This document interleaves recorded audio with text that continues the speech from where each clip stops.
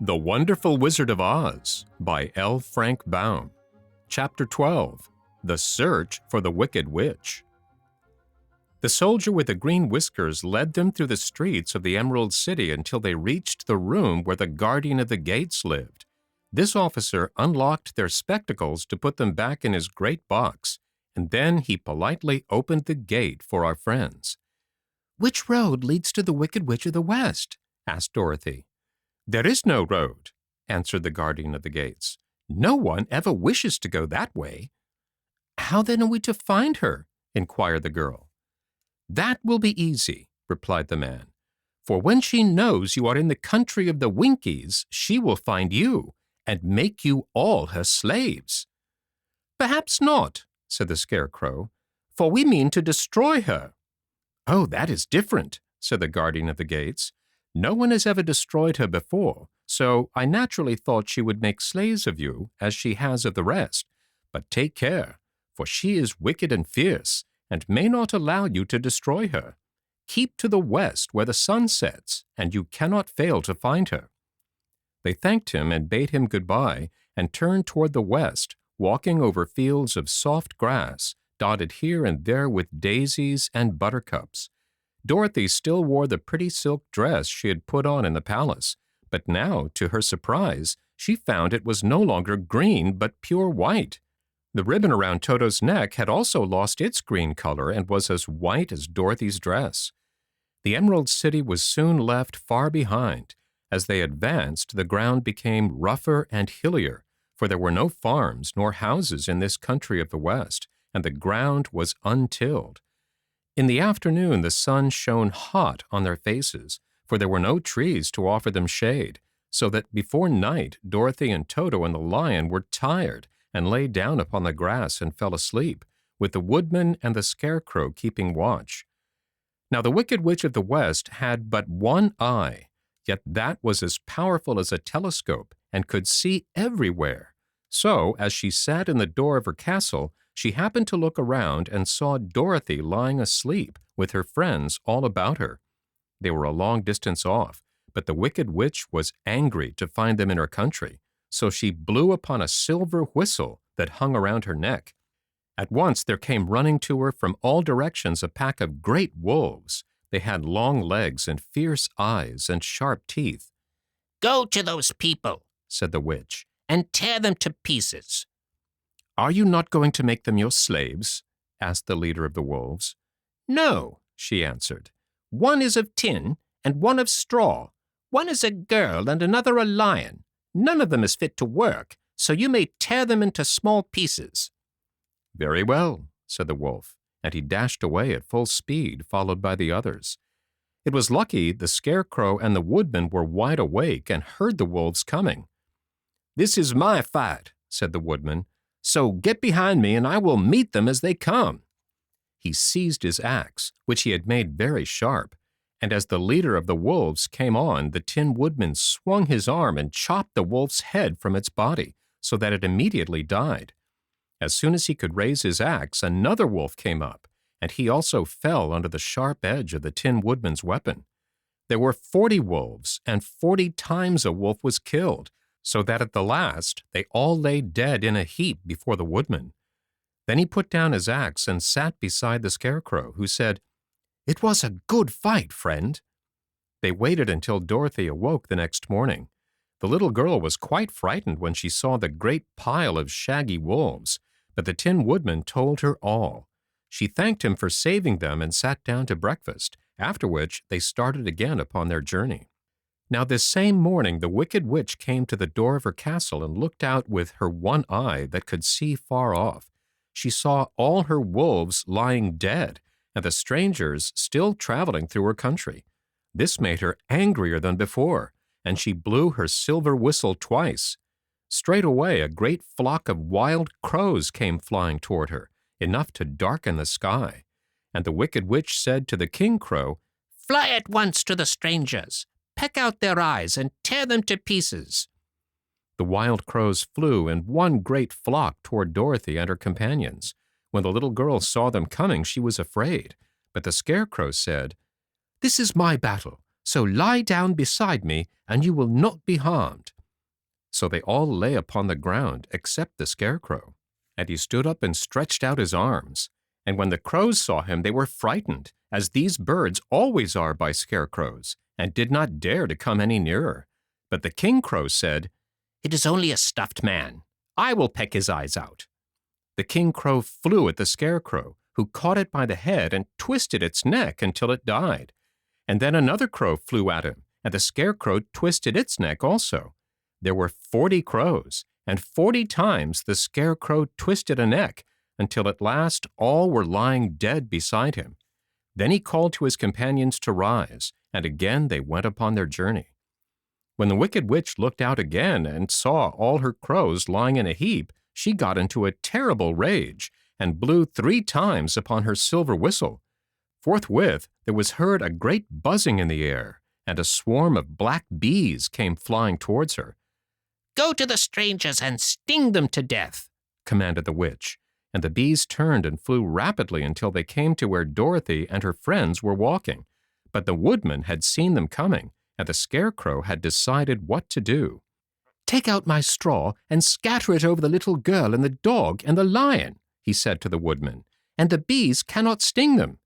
This the woodman did, and as Dorothy lay close beside the lion and held Toto in her arms, the straw covered them entirely. The bees came and found no one but the woodman to sting, so they flew at him and broke off all their stings against the tin, without hurting the woodman at all. And as bees cannot live when their stings are broken, that was the end of the black bees, and they lay scattered thick about the woodman, like little heaps of fine coal. Then Dorothy and the lion got up, and the girl helped the Tin Woodman put the straw back into the Scarecrow again, until he was as good as ever. So they started upon their journey once more.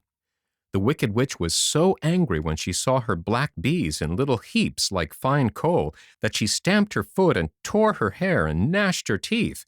And then she called a dozen of her slaves, who were the Winkies, and gave them sharp spears, telling them to go to the strangers and destroy them. The Winkies were not a brave people, but they had to do as they were told. So they marched away until they came near to Dorothy. Then the lion gave a great roar and sprang towards them, and the poor Winkies were so frightened that they ran back as fast as they could. When they returned to the castle, the Wicked Witch beat them well with a strap and sent them back to their work, after which she sat down to think what she should do next. She could not understand how all her plans to destroy these strangers had failed, but she was a powerful witch, as well as a wicked one, and she soon made up her mind how to act. There was in her cupboard a golden cap with a circle of diamonds and rubies running around it. This golden cap had a charm. Whoever owned it could call 3 times upon the winged monkeys, who would obey any order they were given. But no person could command these strange creatures more than 3 times. Twice already the Wicked Witch had used the charm of the cap. Once was when she had made the Winkies her slaves and set herself to rule over their country. The winged monkeys had helped her to do this. The second time was when she had fought against the great Oz himself and driven him out of the land of the West. The winged monkeys had also helped her in doing this. Only once more could she use this golden cap, for which reason she did not like to do so until all her other powers were exhausted. But now that her fierce wolves and her wild crows and her stinging bees were gone, and her slaves had been scared away by the cowardly lion, she saw there was only one way left to destroy Dorothy and her friends. So the Wicked Witch took the golden cap from her cupboard and placed it upon her head. Then she stood upon her left foot and said slowly, "Epi, peppy, khaki." Next she stood upon her right foot and said, "Hillo, holo, hello." After this she stood upon both feet and cried in a loud voice, "Zizzy, zoozy, zick." Now the charm began to work. The sky was darkened, and a low rumbling sound was heard in the air. There was a rushing of many wings, a great chattering and laughing, and the sun came out of the dark sky to show the wicked witch surrounded by a crowd of monkeys, each with a pair of immense and powerful wings on his shoulders. One, much bigger than the others, seemed to be their leader. He flew close to the witch and said, "You have called us for the third and last time. What do you command?" "Go to the strangers who are within my land and destroy them all, except the lion," said the wicked witch. "Bring that beast to me, for I have a mind to harness him like a horse and make him work." "Your commands shall be obeyed," said the leader. Then, with a great deal of chattering and noise, the winged monkeys flew away to the place Dorothy and her friends were walking. Some of the monkeys seized the Tin Woodman and carried him through the air until they were over a country thickly covered with sharp rocks. Here they dropped the poor woodman, who fell a great distance to the rocks, where he lay so battered and dented that he could neither move nor groan. Others of the monkeys caught the Scarecrow, and with their long fingers pulled all of the straw out of his clothes and head. They made his hat and boots and clothes into a small bundle and threw it into the top branches of a tall tree. The remaining monkeys threw pieces of stout rope around the lion and wound many coils about his body and head and legs until he was unable to bite or scratch or struggle in any way. Then they lifted him up and flew away with him to the witch's castle, where he was placed in a small yard with a high iron fence around it, so that he could not escape. But Dorothy they did not harm at all. She stood with Toto in her arms, watching the sad fate of her comrades, and thinking it would soon be her turn. The leader of the winged monkeys flew up to her, his long hairy arms stretched out, and his ugly face grinning terribly. But he saw the mark of the good witch's kiss upon her forehead, and stopped short, motioning the others not to touch her. "We dare not harm this little girl," he said to them, "for she is protected by the power of good, and this is greater than the power of evil. All we can do is to carry her to the castle of the wicked witch and leave her there." So carefully and gently they lifted Dorothy in their arms and carried her swiftly through the air until they came to the castle, where they set her down upon the front doorstep. Then the leader said to the witch, "We have obeyed you as far as we were able. The Tin Woodman and the Scarecrow are destroyed, and the lion is tied up in your yard. The little girl we dare not harm, nor the dog she carries in her arms. Your power over our band is now ended, and you will never see us again." Then all the winged monkeys, with much laughing and chattering and noise, flew into the air and were soon out of sight. The wicked witch was both surprised and worried when she saw the mark on Dorothy's forehead, for she knew well that neither the winged monkeys nor she herself dare hurt the girl in any way. She looked down at Dorothy's feet, and seeing the silver shoes, began to tremble with fear, for she knew what a powerful charm belonged to them. At first the witch was tempted to run away from Dorothy, but she happened to look into the child's eyes and saw how simple the soul behind them was, and that the little girl did not know of the wonderful power the silver shoes gave her. So the wicked witch laughed to herself and thought, "I can still make her my slave, for she does not know how to use her power." Then she said to Dorothy harshly and severely, "Come with me, and see that you mind everything I tell you. For if you do not, I will make an end of you, as I did of the Tin Woodman and the Scarecrow." Dorothy followed her through many of the beautiful rooms in her castle until they came to the kitchen, where the witch bade her clean the pots and kettles and sweep the floor and keep the fire fed with wood. Dorothy went to work meekly, with her mind made up to work as hard as she could, for she was glad the wicked witch had decided not to kill her. With Dorothy hard at work, the witch thought she would go into the courtyard and harness the cowardly lion like a horse. It would amuse her, she was sure, to make him draw her chariot whenever she wished to go to drive. But as she opened the gate, the lion gave a loud roar and bounded at her so fiercely that the witch was afraid and ran out and shut the gate again. "If I cannot harness you," said the witch to the lion, speaking through the bars of the gate, I can starve you. You shall have nothing to eat until you do as I wish."